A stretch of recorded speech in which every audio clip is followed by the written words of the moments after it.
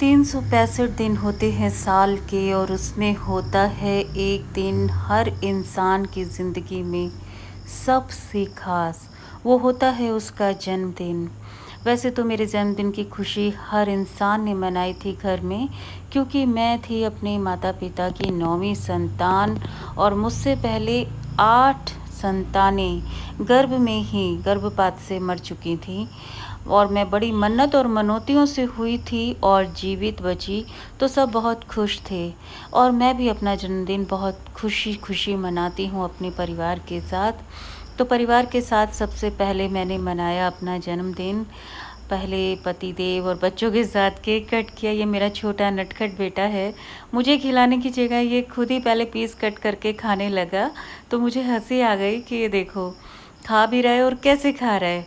और उसके बाद इसने मुझे खिलाया और इसके खिलाने का तरीका देखो, बहुत नटखट है, बहुत ज़्यादा। ये है मेरा बड़ा बेटा, ये बहुत सिंसियर है और समझदार तो दोनों हैं, लेकिन छोटे बच्चे नटखट होते हैं और बड़े थोड़ा बाय बर्थ ही थोड़े समझदार से होते हैं, गंभीर होते हैं, थोड़ा-सा डिसेंट है।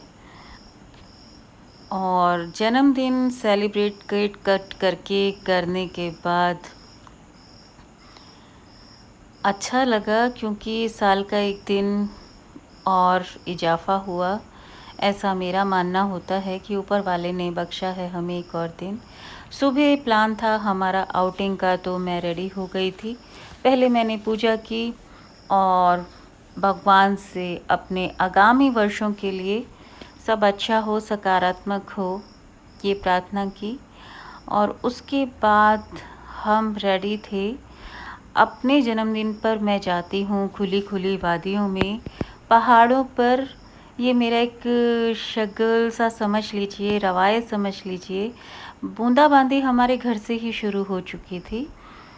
हल्की बूंदाबांदी में हम निकल चुके थे अपनी पसंद की जगहों पर घूमने के लिए। पतिदेव गाड़ी चला रहे थे और मैं हर ख़ास खुशी के मौके पर मेहंदी लगाती हूँ, तो हाथों और पैरों में मेहंदी लगा ली थी।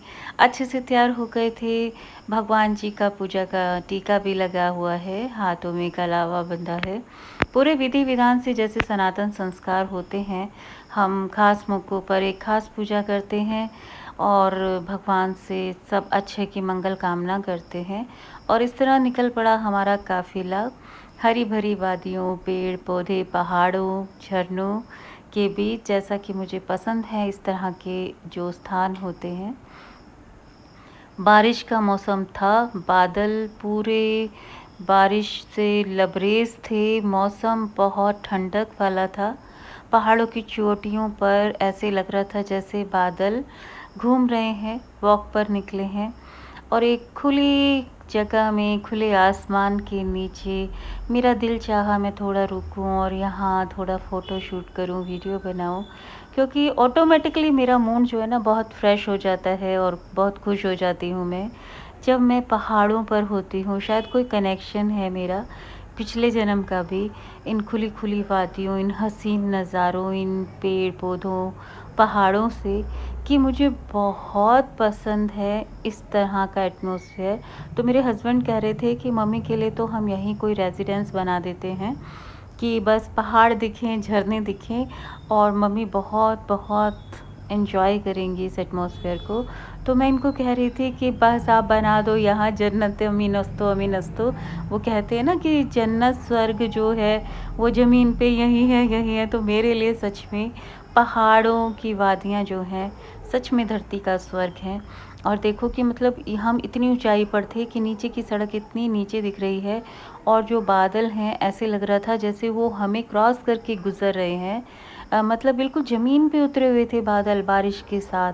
इतना खूबसूरत, इतना हसीन मौसम था। और हम चल रहे थे मसूरी से आगे थोड़ा लंढोर की तरफ। लंढोर में इस बार हमें सेलिब्रेट करना था अपने बर्थडे को, घूमना फिरना था, एंजॉय करना था। और ये रास्ते में मैं थोड़ा शूट करती हुई चल रही थी। जगह-जगह पे रेस्टोरेंट, कैफ़े खुले होते हैं पहाड़ों पर भी। तो अगर कोई सैलानी भी आते हैं तो उनके लिए सुविधा की सारी चीज़ें उपलब्ध होती हैं इन खूबसूरत वादियों में।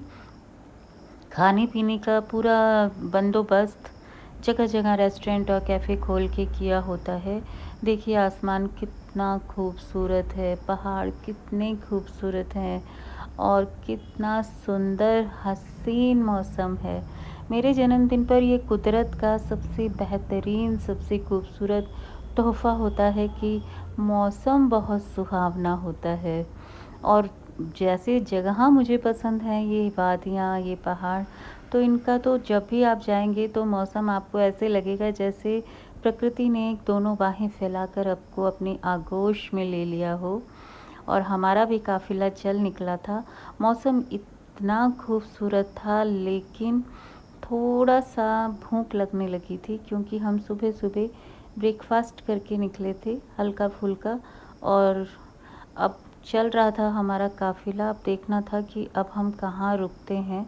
हम किसी अच्छी-सी जगह की तलाश में थे जहाँ हम थोड़ा सुकून से बैठकर एक कप मैं चाय पी सकूँ और पहाड़ों पर मैगी बहुत अच्छी मिलती है, तो मैगी खा सकें। तो हम देख रहे थे कि कोई खूबसूरत सी जगह पर हम रुकेंगे।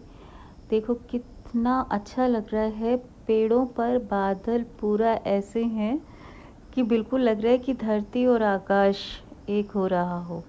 इतनी ऊँचाई पर हम आ चुके हैं, देहरादून बिल्कुल तलहटी में नज़र आता है। जब मसूरी की तरफ निकलें या लंढोर, धनौल्टी, कुर्ली की तरफ हम निकलते हैं, तो देहरादून ऐसे लगता है कि जैसे बिल्कुल एक खाई में है देहरादून और हम इतनी ऊँचाई पर आ चुके हैं। काफ़िला हमारा आगे बढ़ रहा था, दोनों बच्चे, पतिदेव और मैं। मेरा तो ख़ैर मन झूम उठता है ऐसे मौसम में, और वो जो खुशी होती है और रिलैक्सेशन होता है, वो मेरे चेहरे पर देखा जा सकता है। बहुत, बहुत रिलैक्स करती हूँ मैं। मेहंदी मैंने खुद लगाई और बहुत खूबसूरत लग रही है। बाय गॉड्स ग्रेस नज़र ना लगे मेरी मेहंदी को। डिज़ाइन मेरे अच्छे बनने लग गए हैं। अब इतने सालों से मैं अपने हाथों पे खुद ही मेहंदी लगाती हूँ, अपने हाथों पैरों पे, तो बहुत खूबसूरत मेहंदी रचती है। और डिज़ाइन भी अब मुझे बहुत अच्छे-अच्छे बनाने आ गए हैं, क्योंकि कहते हैं ना practice makes a man perfect. तो बिना देखे और डिज़ाइन अपने मन से बनाना, और खुद से मेहंदी लगाने का फ़ायदा ये होता है कि आप अपने पसंद के डिज़ाइन अपने हाथ पे बना सकते हैं। तो ये मैंने खुद से बनाया, मुझे बहुत अच्छे लगे अपनी पसंद के डिज़ाइन। फाइनली हमें एक अच्छी-सी जगह नज़र आ गई और हम यहाँ रुके। यहाँ हम, क्योंकि बहुत साफ़-सुथरा सा था और बहुत अच्छे से यहाँ से नज़ारे दिख रहे थे। देखिए कितना खूबसूरत नज़ारा है, ये जहाँ हम रुके उस कैफ़े से नज़र आ रहा था। इतना खूबसूरत मंज़र, इतना सुंदर। और यहाँ से मैंने फिर थोड़ा बहुत खाने-पीने के बाद में अपने लिए कुछ कैंडी ली रास्ते के लिए, कुछ हमने चिप्स के पैकेट भी लिए, क्योंकि मौसम बहुत खूबसूरत है और आपकी गाड़ी में पूरा खाने-पीने का सामान होना चाहिए, क्योंकि ये होते हैं पहाड़ी इलाके, कब कहाँ से कौन-सा आपदा भी आ सकती है, भगवान ना करे ऐसा हो। लेकिन कब कहाँ पहाड़ दरक जाएँ, भूस्खलन हो जाए और मार्ग बंद हो जाए, तो ये एक मशवरा भी है कि जब भी आप पहाड़ों पर निकलें घूमने के लिए, आपकी गाड़ी में खाने-पीने की पूरे बंदोबस्त होने चाहिए। और घुमावदार इलाके होते हैं, कई बार जी मिचलाने की जी प्रॉब्लम भी होती है। तो खट्टी-मीठी गोलियाँ, कैंडी, ये सारी चीज़ें आप लेकर रखें। और फाइनली हम पहुँच गए माल रोड पर। बहुत जाम था और हमें आगे लंढोर की तरफ जाना था। और ये है माल रोड का पूरा मार्केट, और यहाँ भी हल्की-हल्की बूंदाबांदी हो रही थी। और ये है लंढोर की तरफ आगे जाना था। बीच में बड़ा खूबसूरत सा प्लेस आता है, बहुत अच्छे से ये फव्वारे-शव्वारे लगे हुए हैं और मैं इनको शूट कर रही थी, क्योंकि यहाँ थोड़ी देर हम रुके थे कुछ शॉपिंग के लिए। और बड़ा अच्छा लगता है जब बहुत खूबसूरत सा मौसम हो रहा हो, और गर्मी का तो नामो निशान ही नहीं था, क्योंकि हल्की-हल्की बूंदाबांदी थी। लेकिन देखो हल्की-हल्की बूंदाबांदी में भी सब लोग एन्जॉय कर रहे हैं। ऐसा कुछ नहीं था कि बारिश हल्की-हल्की पड़ रही है तो सब लोग इधर-उधर भागें, क्योंकि मौसम, बारिश, इनका जो कुदरती जो नियामतें ऊपर वाले ने बख्शी हैं ना, ये सबको बहुत खुशनुमा बना देती हैं और बहुत अच्छा लगता है। अब लंढोर की तरफ बढ़ते हुए हमें रास्ते में दिखी जलेबियाँ गरमा-गरम और ठंडी-ठंडी रबड़ी और मेरे मुँह में पानी आ जाता है मिठाइयाँ देखकर क्योंकि मुझे स्वीट्स बहुत पसंद हैं। ये था आगे यहाँ का पुलिस चौकी और मानना पड़ेगा किसी बंगले से कम नहीं लग रहा था इसका जो इंटीरियर और जो इसका आर्किटेक्ट बन किया हुआ है। ये सच में ऐसे लग रहा था जैसे किसी बंगले को पुलिस स्टेशन बना दिया हो। और फाइनली हम अब अपना डिनर कर रहे थे। हमारी आउटिंग जो हो गई थी लेकिन भूख बहुत ज़ोर से लगी हुई थी। तो हम आए अपना एक अच्छे से रेस्टोरेंट में और अब हमने अपनी पसंद का ऑर्डर किया है क्रीमी चाप और लज़ीज़ paneer with naan, roti, salad etcetera etcetera और डिफरेंट टाइप्स ऑफ सॉस और एक सुकून भरे पुराने गीत सुनते हुए एक खूबसूरत सी एटमॉस्फेयर में मैंने खाया अपने जन्मदिन का डिनर अपनी फैमिली के साथ, अपने दोनों बेटों, अपने हस्बैंड और इस तरह से फाइनली हमारा डिनर भी कंप्लीट हुआ। इस जगह का इंटीरियर बहुत अच्छा है, इन्होंने बहुत पुरानी सी थीम पे बनाया हुआ है और हमेशा ओल्ड सॉन्ग्स बजते रहते हैं जो कि मुझे बहुत पसंद हैं। और घर लौटे तो देखा छोटे-छोटे बच्चों ने ग्रीटिंग्स रखे हुए थे घर के बाहर।